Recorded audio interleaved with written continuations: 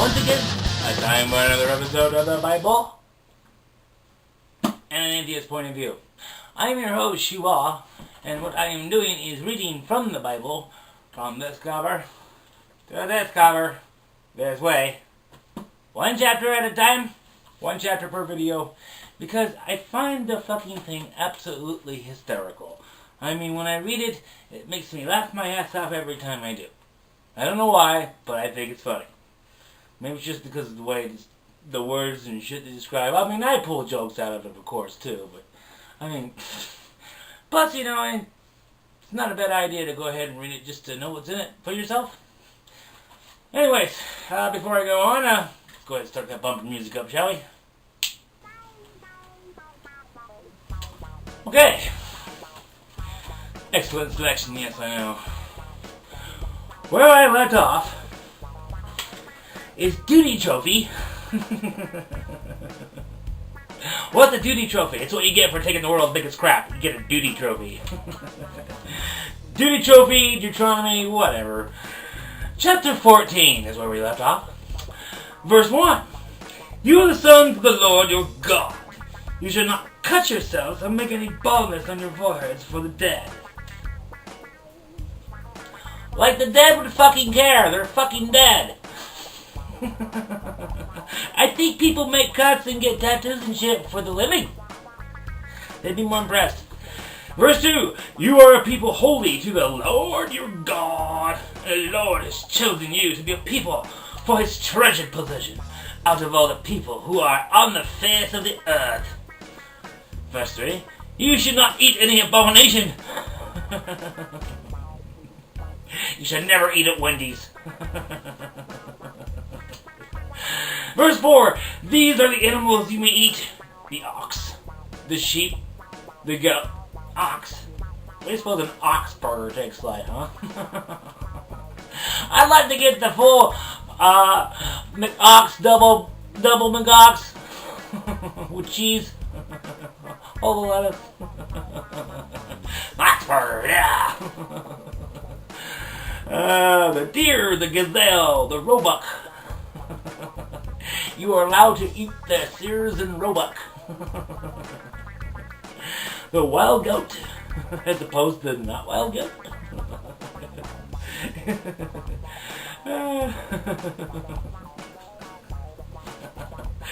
The ibex, whatever the fuck that is.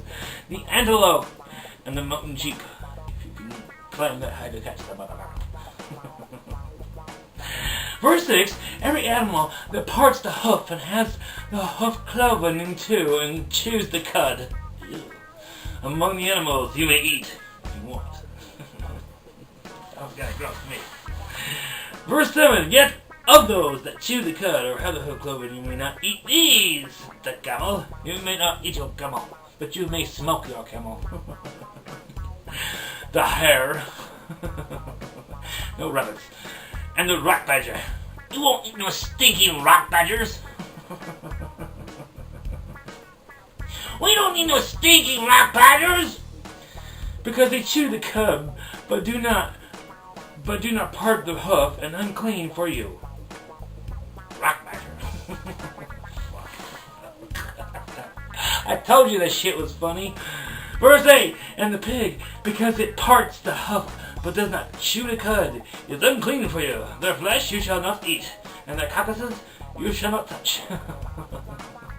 You will just let them rot in the doorway. Don't touch it. Wait for the maggot to eat it all.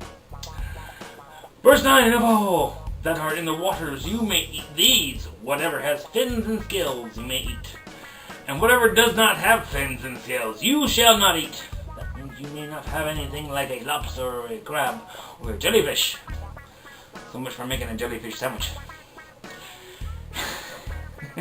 It is unclean for you. Verse 11. You may eat all clean birds, because they wash thoroughly, you know.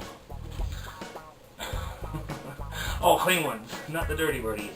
Verse 12. But these are the ones that you shall not eat. Oh, here comes the list. The eagle, the bearded vulture, as opposed to the clean-shaven vulture. The clean-shaven vulture is fair game. and the black vulture, but the white vulture is fucked. Verse 13, the kite, the falcon of any kind. Verse 14, every raven of every kind. Verse 15, the ostrich, the nighthawk, the seagull. Like, you want to eat one of those things anyway, that's all they eat is garbage. The hawk of any kind. Verse 16, the little owl and the short-eared owl, the barn owl. Like you're in a barn, you're like, I wonder what that is, let's eat it. Ooh, me? Yeah, it's you, motherfucker. Verse 17, and the tawny owl, carrying on vulture and the cormorant, whatever the fuck that is. There's another Google possibility. Verse 18, the stork, the heron of any kind, the hoopoe, the hopo, and the bat.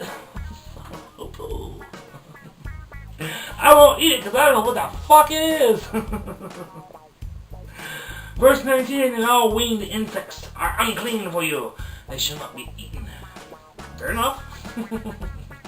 Okay, got it. Verse 20, all clean winged things you may eat. Verse 21, you shall not eat anything that has died naturally. Does roadkill count? I wasn't die. It didn't die naturally, technically. You may give it to the sojourner who is within your town, sojourner, and he may eat it, or he may sell it. Here, you want to sell my roadkill? You may sell it to a foreigner. So you are a people holy to the Lord your God. You shall not boil a young goat in its mother's milk. That's a lot of fucking goat's milk. I mean, am I gonna feel like a kettle or some shit with it? I mean, why would they use? Wouldn't water be more efficient? Was it a shortage of water and goat's milk was abundant? Verse 22, you shall tithe all the yield of your seed that comes from the field. Year by year, tithe, he says. You shall. Verse 23, and before the Lord your God in place that he would choose, make his name dwell there, you of your wine and of your oil, and your firstborn and your herd and flock, that you may learn to fear the Lord your God always. Oh, isn't that nice? No matter what, you will always be scared of me, motherfucker! Verse 24, and if the way is too long for you, take the bus. Ride a bike.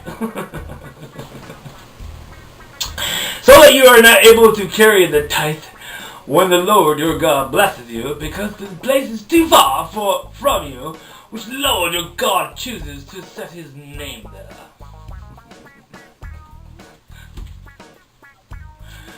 Set his name. Whatever.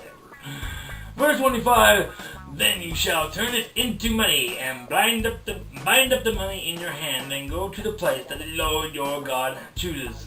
Las Vegas? Got all this money now, we might as well do something, right? Verse 26 says, spend the money for whatever you desire. Ah, Las Vegas it is.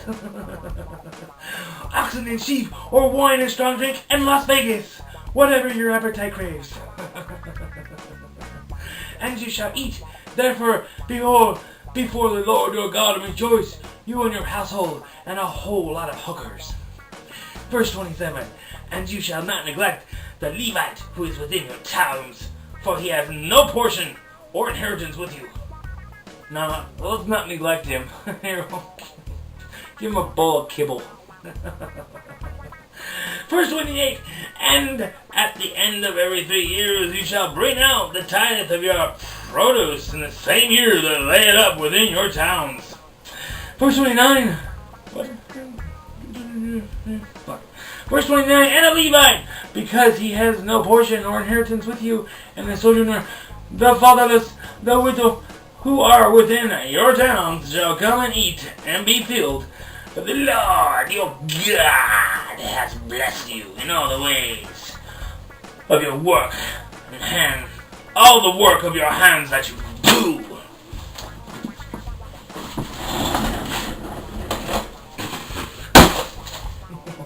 Ta-da!